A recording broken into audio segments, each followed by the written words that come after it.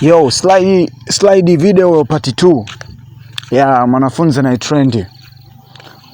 Maelekezo yangu bwanangu, niweke wazi na tuelewane. YouTube hawaruhusu kabisa kuvunja sheria ya kumdhalilisha mtu.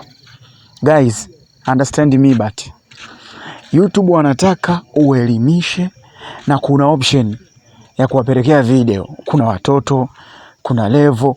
Si tunaelewana? Kwa hiyo sasa kama wewe unaona hichi ambacho kina trend, ambacho nimejaribu kukizungumzia mimi, ni namna huyu mtoto alichokifanya. Anasoma, yupo university, chuo. Kabla ya kudili na elimu yake, yeye kaanza kufanya ujinga ambao umemgharimu mpaka amerekodiwa. Sio jambo jepesi wala zuri. Ila amemdhalilisha.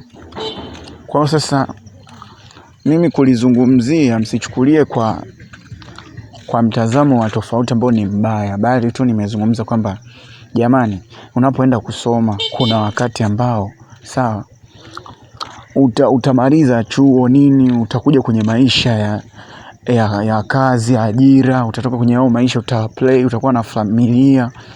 Kwa sasa lazima yani CV yako uitengeneze iwe nzuri.